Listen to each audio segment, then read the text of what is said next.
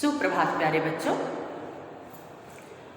आज हम हिंदी व्याकरण के अंतर्गत अपठित गद्यांश पढ़ेंगे।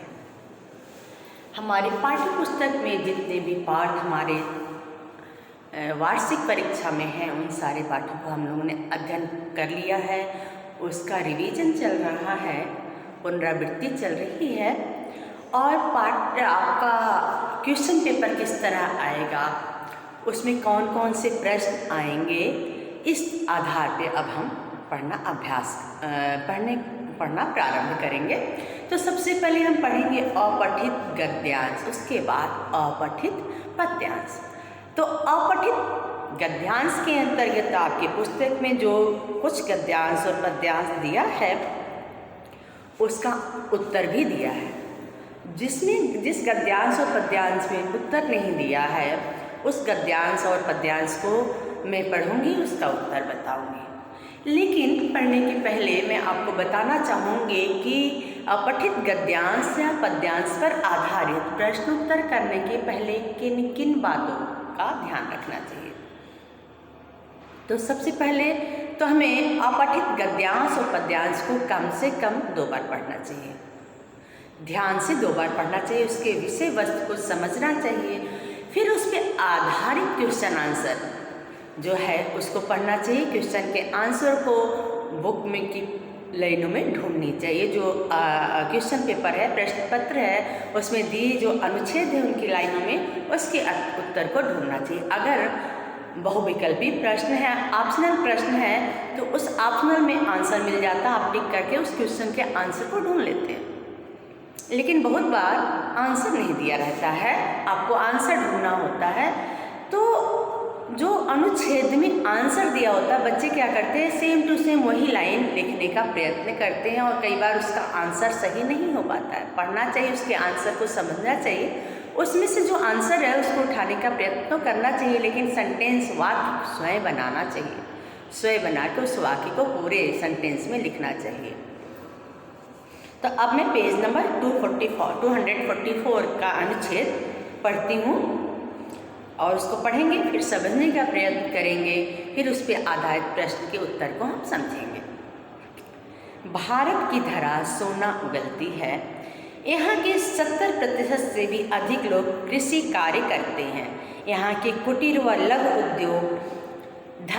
उद्योग धंधे विश्व भर में प्रसिद्ध है। बहुत सी स्वदेशी वस्तुएं बाहर के देशों में निर्यात की जाती हैं।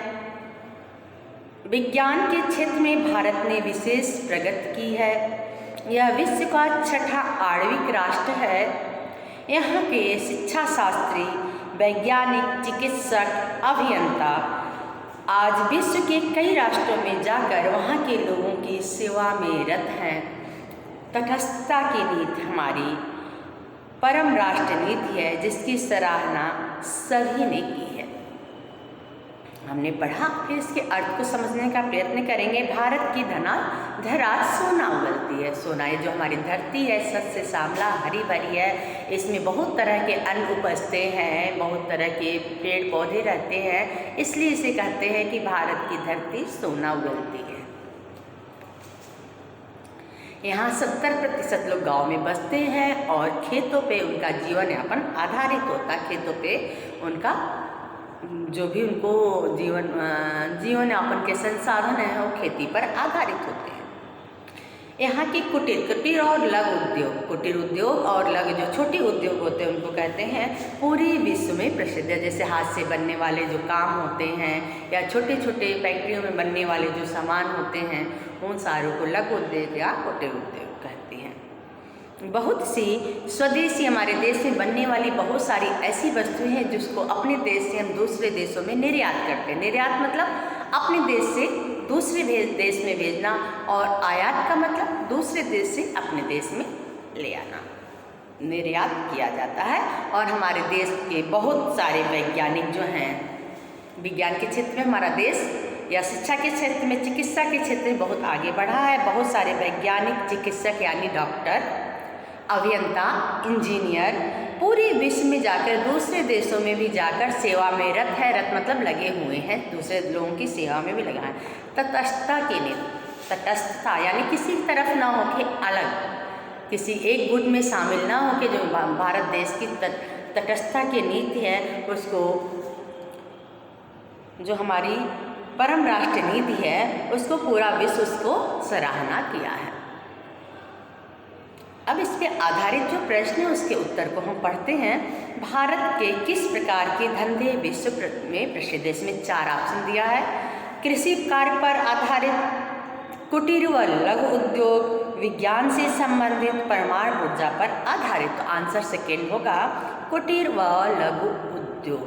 लघु उद्योग हमारी किस नीति को सबने सराहना करते? सत्याग और अहिंसा की नीति, सेवा भाव की नीति, स्वदेशी वस्तुओं के प्रयोग की नीति या तटस्थता की नीति। इस अनुच्छेद पर आधारित तटस्थता की नीति, ये उसका उत्तर होगा। प्रगति शब्द का उपसर्ग है प्र, पर, गति, ई, प्र। आंसर है प्र। वैज्ञानिक शब्द में कौन सा प्रत्यय है? इक प्रत्यय। सेकेंड आंसर, छोटी ई और का, इक प्रत्यय।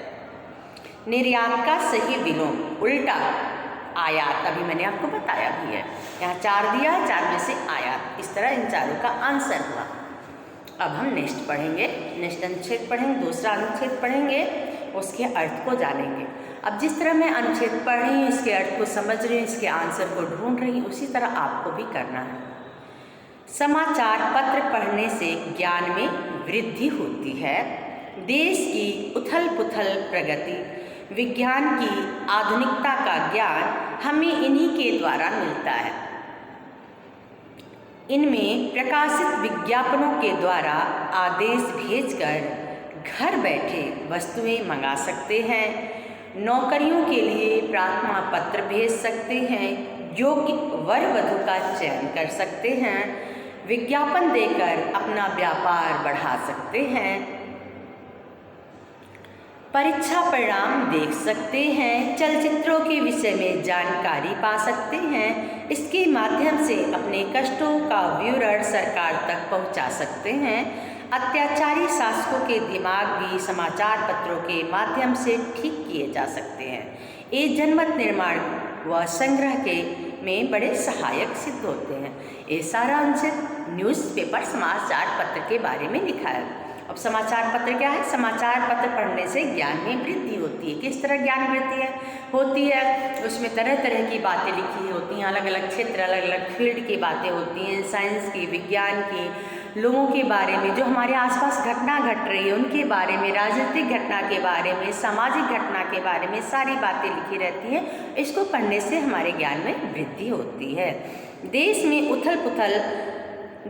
उथल पुथल प्रगति, विज्ञान की आधुनिकता का ज्ञान इन्हीं के द्वारा प्राप्त होता है। देश में क्या हो रहा है, क्या घटित हो रहा है, उसके बारे में, देश किस तरह विकास कर रहा है, किस तरह प्रगति पथ पे आगे बढ़ा, विज्ञान के क्षेत्र में क्या नया हो रहा है, आधुनिकता के क्षेत्र में क्या आगे बढ़ रहा है, किस तरह हम आगे बढ़ रहे हैं, इन सारी चीज़ों की जानकारी न्यूज़पेपर के माध्यम से मिलता है।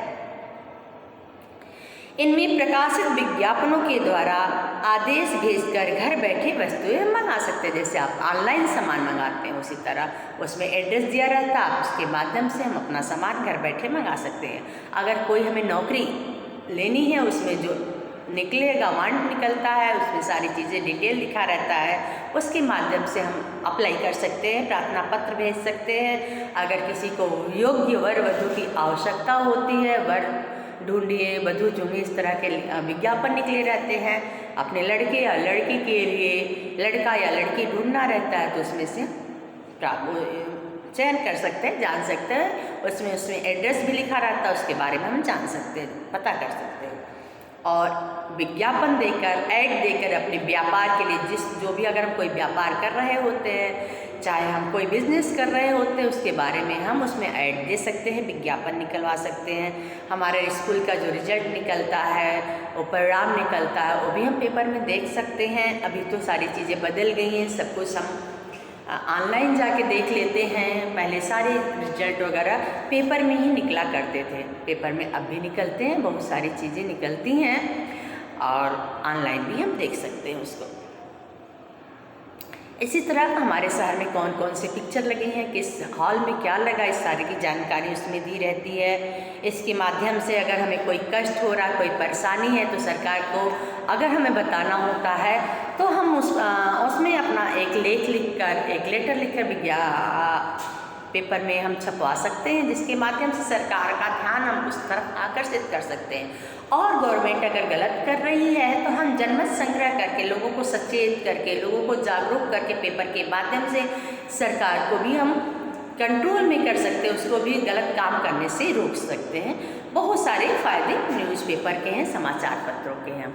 अब इस पे आधारित जो प्रश्न हैं उसके उत्तर को हम पढ़ते हैं। समाचार पत्रों व ज्ञान का संबंध है कि समाचार पत्र ज्ञान की बातें छापते हैं। समाचार पत्र पढ़कर हम ज्ञानी बन जाते हैं। समाचार पत्र पढ़ने से हमारे ज्ञान में वृद्धि होती है। समाचार पत्र पढ़ कर हमें विज्ञापनों की जानकारी मिलती है। क्या होता है इसमें बताइए। समाचार पत्रों का ज्ञान का संबंध है समाचार पत्र ज्ञान की बातें छापते हैं, ये इसका आंसर है। समाचार पत्र खरीदारी में कैसे सहायक सिद्ध होते हैं, क्या करते हैं। अब इसमें 4 ऑप्शन है, पहले चारों ऑप्शन को पढ़ेंगे ध्यान से, फिर उसके उत्तर को छाटेंगे, चुनेंगे उसके आंसर को। समाचार पत्र साथ लेकर जाने से दुकानदार विशेष छूट देते हैं, ऐसी बात तो है नहीं। इसमें विज्ञापन देकर अपना व्यापार बढ़ा सकते हैं। इसमें खरीदारी की बात की जा रही है तो व्यापार की बात अलग है। समाचार पत्र बेचकर हमें पैसों से खरीदारी की जा सकती है। इसमें प्रकाशित विज्ञापनों द्वारा अनेक आदेश भेजकर घर बैठे वस्तुएं मंगा सकते हैं। 4th आंसर इसका सही होगा। नेक्स्ट है उथल पुथल शब्द में कौन सा समास है। उथल और पुथल आपको पढ़ाया गया। समास कितने होते हैं, 4 होते हैं और तत्पुरुष समास के 2 भेद होते हैं, उथल और पुथल, द्वंद्व समास। समाचार पत्र शासक व जनता के में कैसे संबंध स्थापित करते हैं, कैसे ये शासक और जनता के बीच संबंध स्थापित कर सकते हैं, इसके बारे में। जनता शासकों तक नौकरी के लिए प्रार्थना पत्र भेज सकती है। अत्याचारी शासकों के विरुद्ध समाचार छापकर जनमत निर्माण व संग्रह करके। समाचार पत्रों में शासकों की जीवनियाँ छापकर जनता तक पहुँचाकर। समाचार पत्रों में शासकों की प्रशंसा छापकर।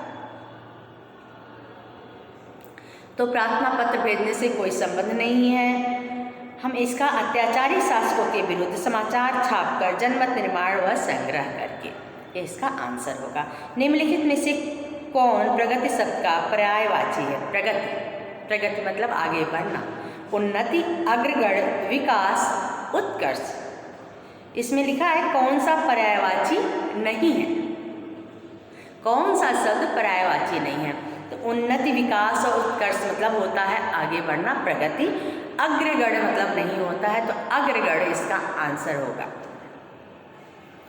इस तरह हमने इस पाठ को पढ़ा। आपको कोई भी 2 अनुच्छेद हम लोगों ने पढ़ा, आपकी पुस्तक में और भी अनुच्छेद दिए हैं, उन सारे अनुच्छेद को आप ध्यान से पढ़ेंगे, पढ़ने का प्रयत्न करेंगे। सारे अनुच्छेद को कम से कम 2 बार पढ़ेंगे और सिर्फ मैंने जो अनुच्छेद पढ़ाया वही नहीं पढ़ेंगे। आपके जो अनुच्छेद ने जो आंसर दिया है उस आंसर वाले अनुच्छेद को पढ़ेंगे और जो आंसर नहीं दिया उसको भी पढ़ने का प्रयत्न करेंगे। क्लास में मैं आपको 2 उदाहरण आपको दी हूँ कि किस तरह इसको पढ़ेंगे और किस तरह आंसर दूँ। क्लास में आपको पढ़ाया जाएगा, आप मेरे साथ इसको पढ़ने का प्रयास कीजिएगा और स्वतः भी पढ़ने का प्रयत्न करिएगा। जितने भी आंसर दिए हैं रटने के बजाय इसमें क्वेश्चन और आंसर समझने की आवश्यकता होती है। ध्यान से पढ़ना और आंसर स्वयं आंसर को खुद समझना, खुद जानना, इसके लिए ये आवश्यक होता है। इसलिए आप अनुच्छेद को पढ़ेंगे, अनुच्छेद पढ़ने के साथ अनुच्छेद पर आधारित प्रश्नों को ढूंढने का प्रयत्न करेंगे, देखेंगे ध्यान से कौन सा ऑप्शन सही है। इस बात पर ज़्यादा, क्योंकि सारे आंसर जो होते हैं मिलते जुलते हैं। अभी तक मैंने 2 ऑप्शन जो पढ़ा, 2 अनुच्छेद जो पढ़ा उसमें दोनों में ऑप्शन था, लेकिन कई बार बस क्वेश्चन दिया रहता है, आपको उत्तर ढूंढना होता है। तो आप उत्तर को इसमें ऑप्शनल होता है, सारे ऑप्शन आपस में मिल, लगता है कि सारे आंसर ही सही हैं। एग्जैक्ट आंसर क्या है उसको ढूंढना होता है, उसका उत्तर लिखना होता है। इसके लिए इसको कम से कम 1 बार 2 बार 3 बार पढ़ने का प्रयत्न करेंगे। आप पाठ में अनुच्छेद को पढ़ेंगे, ध्यान देंगे। धन्यवाद।